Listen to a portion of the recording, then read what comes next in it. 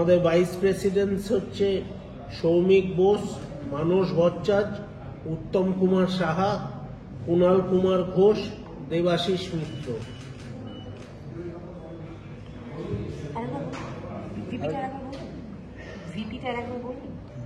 সৌমিক, আমাদের vice president 5 জন: সৌমিক বোস, মানস কুমার ভট্টাচার্য, উত্তম কুমার সাহা, কুণাল কুমার ঘোষ, দেবাশিস মিত্র।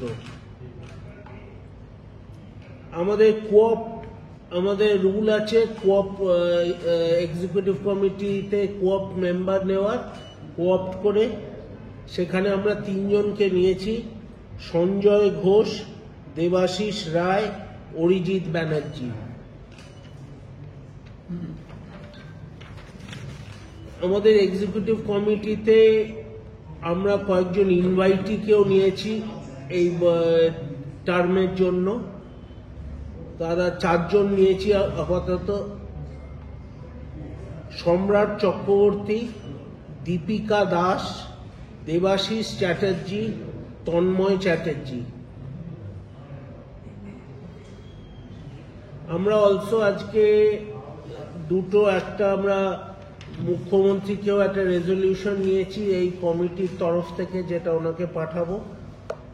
আর আমাদের বেশ কিছু রুলসে অ্যাম্বিগুইটি আছে, মানে কোনোটাই ক্লিয়ারলি ডিফাইন নয়। কারণ আমরা আগে অ্যাসোসিয়েশন অফ পার্সন হিসেবে চলতাম, তারপরে আমরা সোসাইটি হয়েছি। সো আমরা আজকে জাস্টিস অসীম রায়কে এই দায়িত্বটা দিয়েছি।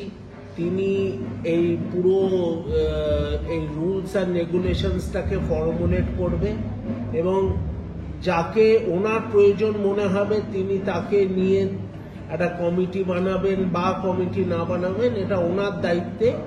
মোহনবাগানের পুরো রুলস অ্যান্ড রেগুলেশনস একটা ঠিকভাবে ফরম্যাটে আনার জন্য ওনাকে, আমার সাথে আগেই কথা হয়েছিল, তো সেটা আজকে আমরা ফর্মালি এক্সিকিউটিভ কমিটিতে অ্যাপ্রুভ করেছি, এটা ওনাকে জানিয়ে দেবো। আর কোথাও কোনো মেম্বার নেওয়ার অপশন আছে কোনোভাবে, প্লেয়ার বা এনিথিং, কোনো আর বা? আমরা পার্মানেন্ট ইনভাইটি আগামী দিনে আরও নিতে পারি।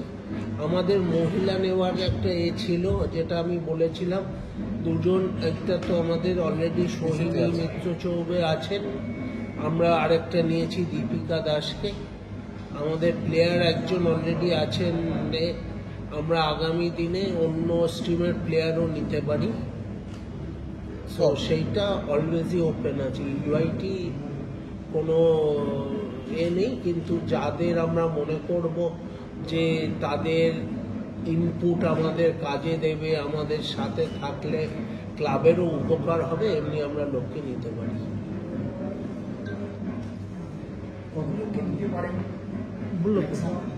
ইনভাইটি আমরা যতগুলো মেম্বার ততগুলো নিতে পারি, কিন্তু সেটা তো কথা না।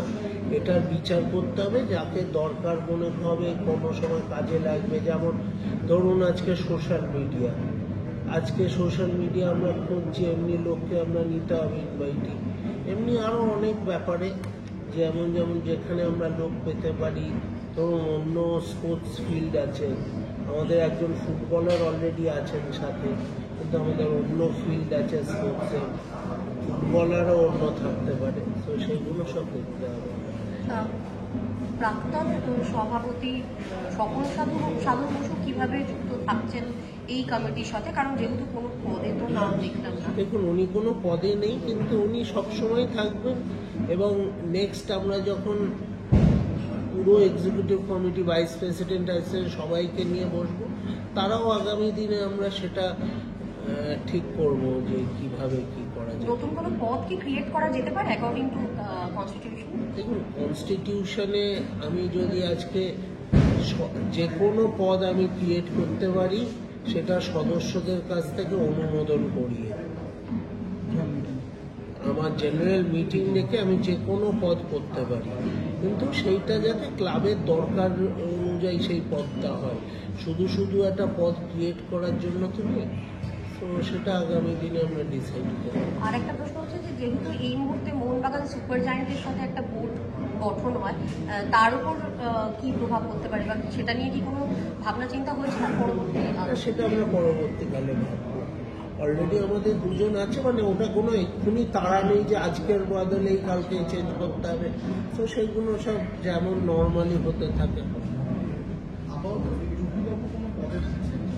আপাতত কোনো আপনি সেক্রেটারি হওয়ার পর সঞ্জীব গোয়েঙ্কার তরফে কোনো বার্তা এসেছে আপনার কাছে? কংগ্রেচুলেশন বা না, এখন অব্দি কিছু হচ্ছে না। ছিলেন উনি কলকাতা।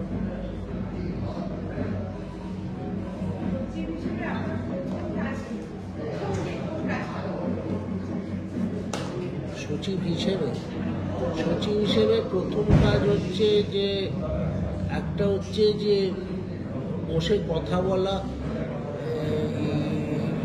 মোহনবাগান সুপার জায়ান্টসের কর্তৃপক্ষকে নিয়ে, যে এই যাতে টিকিট ভালো করে পৌঁছানো যায়, এবং অ্যাজ স্পোর্টস মিনিস্ট্রির সাথেও কথা বলা যে এই যে খাবার জল নিয়ে একটা অভিযোগ, এই যে মাঠে এগুলো, মানে যাতে আমাদের সদস্য সমর্থকরা ঠিক মতন পরিষেবা পায় খেলা দেখতে গিয়ে, এটা ইমিডিয়েট ফার্স্ট প্রায়োরিটি। প্লাস মহিলা ফুটবল দলটাও নিয়ে আলোচনা দরকার। সেমনি অনেকগুলো কাজ আছে যেগুলো নিয়ে কথা বলতে হবে। তারপর 29শে জুলাই আছে, আর 1 মাস পরে, সেটাও একটা আমাদের ফ্ল্যাগশিপ ইভেন্ট। তো সবগুলো মিলিয়ে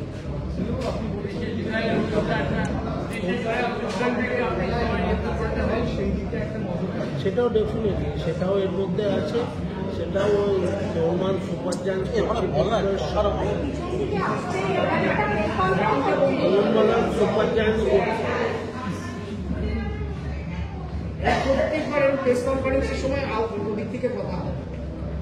মোহনবাগান সুপার জায়ান্টস কর্তৃপক্ষের সাথে সেটা নিয়েও কথা বলা দরকার।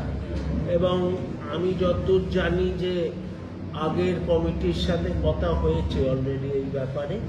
সো সেটাই আগামী দিনে কোথায় কি স্টেটাস, সেটা একবার যখন কাজ শুরু করব সেটা নিয়ে জানতে পারবো।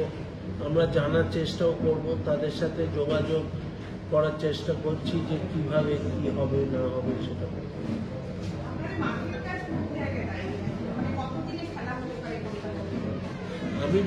আমাকে সেটা এখন জানতে হবে, আমি এখনো সেটা জানি না। কিন্তু আমি যতদূর শুনেছি যে মাঠের কাজ আমাদের খেলার আগে রেডি হয়ে যাবে। সো সেটা সেদিনও যেটা বলেছি যে এটা অলরেডি আগের কথা হয়েছে কিছুটা, সেটা খোঁজ নিয়ে আগামী দিনে কথাটা বাড়াতে হবে। দেখা যায় যে একদল সদস্য আসতে পারে, অন্যরা সেভাবে ইনভলভ হতে পারে না। আপনি কি চান যে সদস্য সমর্থক সবাই অনেক বেশি করে 29শে জুলাই অনুষ্ঠানটা আসুন? কেন 29শে জুলাই আমাদের, দেখুন এটা সবসময় একটা চিন্তা ভাবনার উপরে ডিপেন্ড করে যেটা যখনকার। তো আমি চাইবো যাতে 29শে জুলাই ইনভলভমেন্ট আরও বেশি হয়। সো এখনো আমরা ঠিক করিনি, সবাই মিলে কথা বলবো। সো ডিফারেন্ট, দেখুন দুটো রকমের থট আসে। একটা হচ্ছে মাঠের বাইরে করলে আমরা খাবার করি না, আচ্ছা তখন একটা অন্যরকম চিন্তা হয়, আবার মাঠে করলে একটা অন্যরকম চিন্তা হয়। তো সব শুধু সেটা আগে কমিটি আসুক, সবাই মিলে আমরা বসে কথা বলি, তখন ঠিক করব।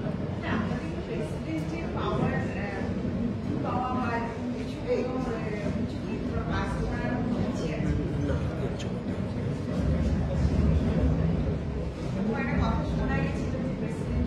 শোনা তো, রাস্তায় যদি হাঁটতে হাঁটতে অনেক কিছু শোনা যায়, সব কিছু শুনতে গেলে তো ওখানেই আটকে যাবেন, এগোতে পারবেন না। আপনি কি একবার অনুরোধ করবেন যে যেহেতু এবছর আপনার না না, দেখুন সবকিছু আজকেই উত্তর দিয়ে একটা জিনিসের শুরু আছে, আমাকে একটু কয়েকদিন যেতে দিন, কথা বলতে দিন, যে ট্রফিগুলো আসেনি সেটা নিয়ে আমরা যদি একটা কিছু করতে পারি, এগুলো সব কিছুই মাথায় আছে, এই নয় যে নেই। কিন্তু এটাও আমাদের দেখতে হবে এখন বর্ষার মধ্যে, তো সব কিছু মিলিয়ে একটা জায়গায় পৌঁছাতে হবে। সেটা আমরা 29শে জুলাইটাকে ইউজ করতে পারি কিনা সেটা সবাই মিলে আমরা বসবো আগামী দিনে, খুব তাড়াতাড়ি বসবো, হয়তো 1 সপ্তাহের মধ্যে, তখন ঠিক। Thank you.